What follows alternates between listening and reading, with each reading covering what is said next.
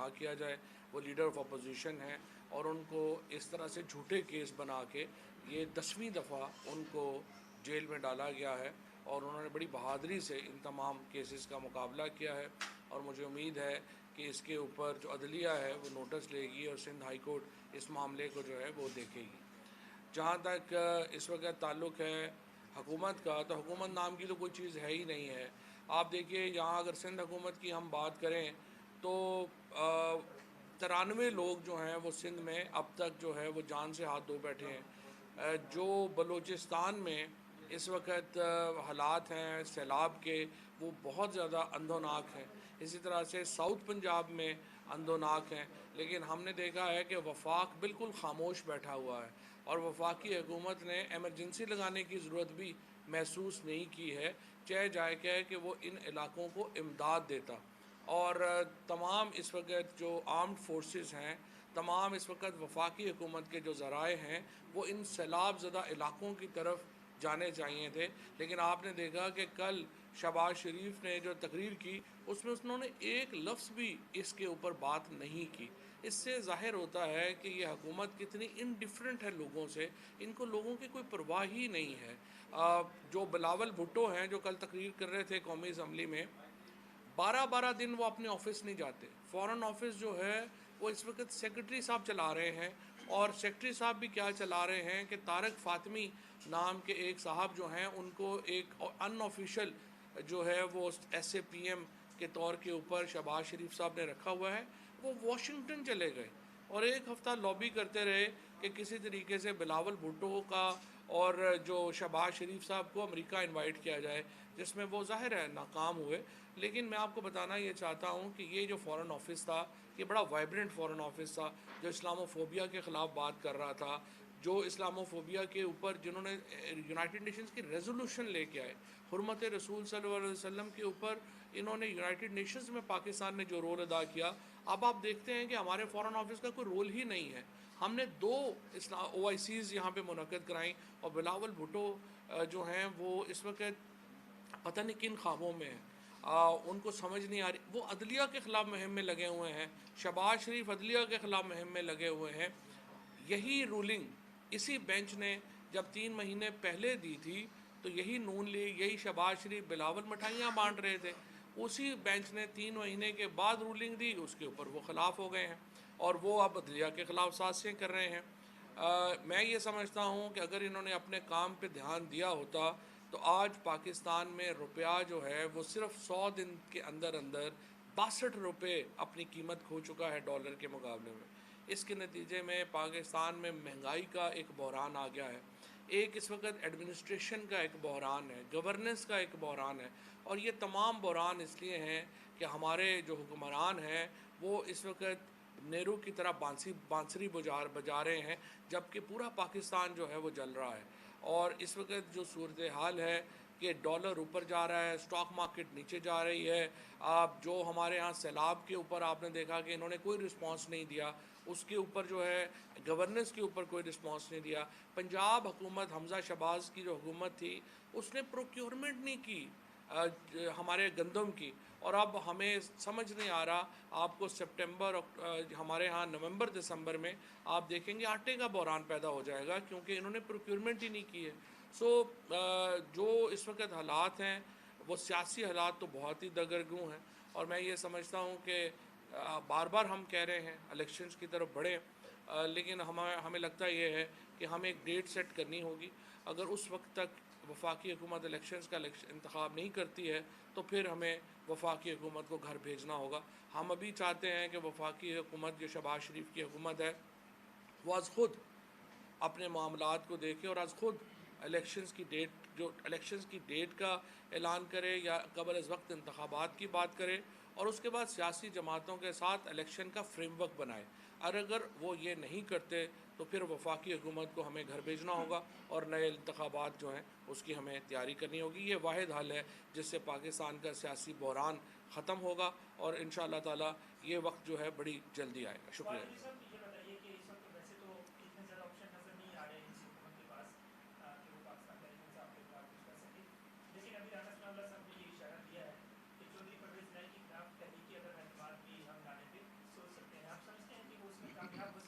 राना साहब को कहें आप अपने सिटिंग चीफ मिनिस्टर को नहीं बचा सके तो अब आप क्या लाएंगे? ये अब आप रात को ख्वाब देखा करें, नींद की गोली लेके सोया करें और अच्छे अच्छे ख्वाब देखने की कोशिश करें और पंजाब जाने को अवॉइड करें। मौलाना फजल रहमान ने भी इसी रेफरेंस में बात की।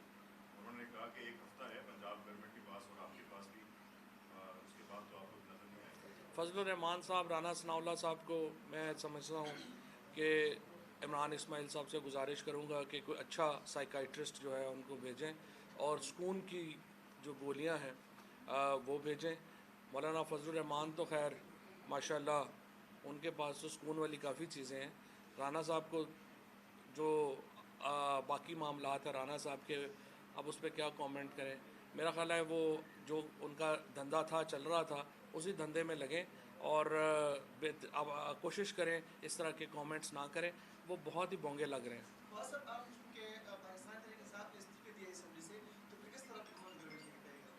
दोबारा बोलिए। हमने इस्तीफ़े दिए हैं तो हुकूमत को हम तो नहीं करा रहे, हुकूमत तो अपने बोझ के नीचे खुद गिर रही है। ये जो हुकूमत है, जब ये एक साजिश के नतीजे में हुकूमत बनी, अब वो साजिश जो है वो उनसे कामयाब नहीं हो रही। इस साजिश में जहाँ अवाम ने इस साजिश को मुस्तरद कर दिया, आलमी कंस्पिरेसी में अवाम ने फ़ैसला किया कि हमने इसको रजिस्ट करना है, उसके बाद तो साजिश चल नहीं सकती थी। लिहाजा आज जो हम हालात देख रहे हैं ये उसी साजिश का नतीजा है जो नून लीग ने, पीपल्स पार्टी की लीडरशिप ने एक बैनुल-अक़वामी क़ुव्वतों से मिलके की, उसकी वजह से अब पाकिस्तान के हालात ख़राब। साहब, लंदन और पाकिस्तान में थोड़ा तजाद पाया जा रहा है। लंदन वाले साहब कह रहे हैं हुकूमत छोड़ दें, पाकिस्तान वाले कह रहे हैं कि नहीं अभी नहीं छोड़नी, तो इस तजाद पर क्या कहें? कोई तजाद नहीं है। लंदन वाले ने मिल के सबसे पहले आप देखें ना, लंदन में तो मुलाकातें शुरू हुई थी इस हुकूमत को गिराने के लिए। शहबाज आज अब ये जानबूझ के नवाज़ शरीफ के जो चमचे कड़छे हैं वो ये बहाना बनाते हैं कि ये हमेशा नून लीग में रहा। एक भाई प्रो एस्टेब्लिशमेंट हो जाएगा, दूसरा एंटी एस्टेब्लिशमेंट होएगा, एक काम ये करेगा दूसरा वो करेगा, अंदर से पूरे ही एक हैं। सबसे पहले मुलाकातें शहबाज शरीफ ने तो नहीं शुरू की थी हुकूमत गिराने की, सबसे पहले मुलाकातें नवाज़ शरीफ ने शुरू की थी। और नवाज़ शरीफ को जो यकीन दहानी कराई गई थी कि नो कॉन्फिडेंस मूव आएगी और हुकूमत चेंज होगी, वो शहबाज शरीफ को तो नहीं कराई गई थी, वो नवाज़ शरीफ को कराई गई थी। सो नवाज़ शरीफ और मरीम नवाज़ शरीफ जो अब शहबाज शरीफ के ख़िलाफ़ ये महाज बनाना चाहते हैं कि नहीं नहीं हम तो अलहदा थे, ये तो शहबाज शरीफ ने किया है। मैं नॉट एज अ PTI, ये तो उनका अपना इंटरनल है, लेकिन एज अ पोलिटिकल ऑब्जर्वर ये गेम नहीं चलनी।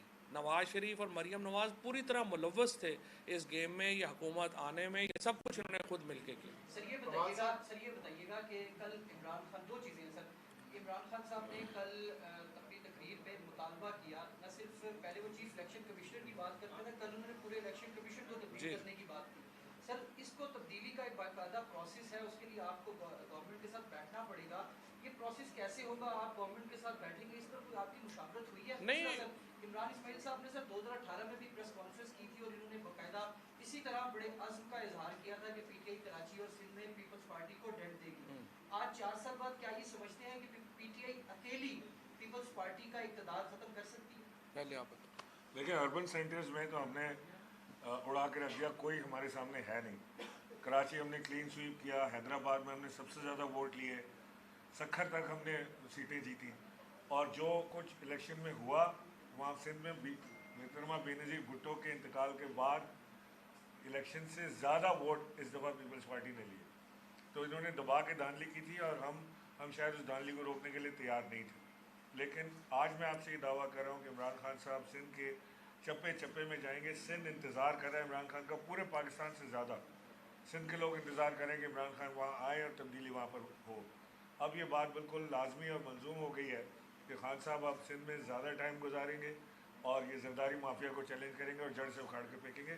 पाकिस्तान तहरीक इंसाफ अकेली नहीं, वाहिद जमात है पूरे पाकिस्तान की जो ये काम करने का जज्बा और हिम्मत रखती है और कैपेसिटी भी रखती है। दूसरा जी बिल्कुल उमर, ये हमने जिस तरह खान साहब ने क्लैरिफाई किया है, अकाउंटेबिलिटी के ऊपर, एहतसाब के ऊपर, ये कि हमें केसेस में रिलैक्सेशन दें, उसके ऊपर हम बातचीत के लिए तैयार नहीं हैं। इसके अलावा जो इलेक्टोरल फ्रेमवर्क है, जो इलेक्शन कमीशन को बदलने के मामलात हैं, उसके ऊपर 100% हम बातचीत के लिए तैयार हैं। और जो ही हुकूमत अनाउंस करती है इंतखाबात का, तो इसमें कोई शुबा ही नहीं है कि हम इलेक्टोरल फ्रेमवर्क के लिए उनके साथ बातचीत करें। फवाद साहब, पंजाब में इलेक्शन हारने के बाद मुस्लिम लीग नून और बिलखसूस पीडीएम अब ये बयानिया बनाने की कोशिश कर रही हैं कि जो एस्टैब्लिशमेंट है वो उनके खिलाफ हो गई है। क्या आपकी उनके साथ सुलह होगी या ये जाली बयानिया है? वैसे तो एस्टैब्लिशमेंट का भी इलाज है, तो जो उन्होंने किया था, जो सास्तीन के सांपों के ऊपर इस तरह से रिलाई किया था, लेकिन मैं आपको बताऊं कि पाकिस्तान में एस्टैब्लिशमेंट का किरदार महदूद होता जा रहा है और महदूद होना चाहिए, इसमें कोई दो राय नहीं। और नून लीग जो है, एस्टैब्लिशमेंट के ख़िलाफ़ बयानिया बनाने की ज़रूरत नहीं है। इदारों की आपको ज़रूरत होती है, मुल्क में इदारों को कमज़ोर नहीं किया जाता। ये बयानिया बनाने के चक्कर में आप इदारों को कमज़ोर नहीं करते, ये अहमकाना बात है। आपने ये जब अगर नून लीग में अगर कैपेसिटी होती या वो ज़रूरत होती, देखिए जो लोग हार नहीं सकते ना, वो कभी जीत नहीं सकते। जब आप हार गए थे पंजाब में 18 लोटों को टिकट दिए, उनमें 16 जो हैं वो सीधे सीधे इलेक्शन हार गए। एक का इलेक्शन जो है वो अंडर प्रोटेस्ट है। आप एक सीट जीत सके हैं 18 लोटे जो आपने इलेक्शन लड़वाए थे उनमें से। इसका मतलब क्या है? People have spoken. लोगों ने अपना जजमेंट दे दी, लोगों ने अपना फैसला दे दिया। इसके बाद नून लीग को, हमजा शहबाज को वैसे इस्तीफ़ा दे देना चाहिए था। आपने अदालतों को खामखा जो है वो अपना दुश्मन बनाने की कोशिश की। आपने जो है वो फ़ौज के साथ जो फजलुर रहमान जिस किस्म की डिवीजन डालना चाह रहे हैं फ़ौज में, और जिस किस्म की वो गुफ्तगू करते हैं और फ़ौज को अंदर से वो डिवाइड करने की बात करते हैं, ये तो अहमकाना बात है। मुझे उम्मीद है कि अदलिया और फ़ौज दोनों जो हैं वो इनकी इस चाल में नहीं आएंगे, डिवाइड नहीं होंगे। और ये लोग जो पाकिस्तान के लिए ख़तरनाक है, ये जिस किस्म की सियासत ये कर रहे हैं।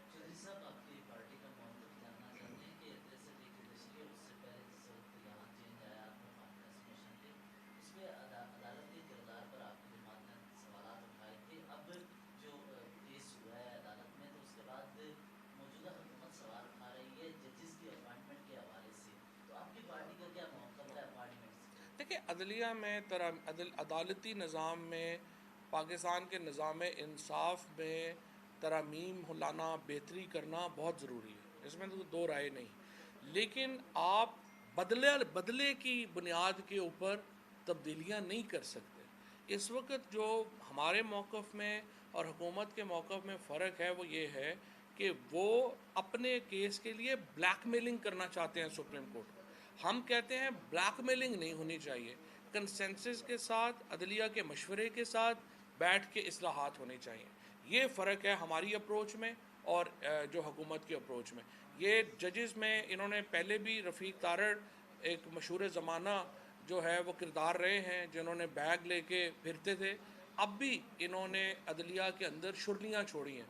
बार कौंसिल के लोगों को ये इस्तेमाल कर रहे हैं जुडिशरी को तकसीम करने के लिए। This is not on. आप जुडिशरी को और एक दो मीडिया ग्रुप्स को इन्होंने लगाया हुआ है इस काम के लिए, ये जो है वो दुरुस्त बात नहीं है। बाकी अदलिया की मुशावरत से और स्टेक होल्डर्स के साथ मिल के तब्दीली लाने में कोई हर्ज नहीं।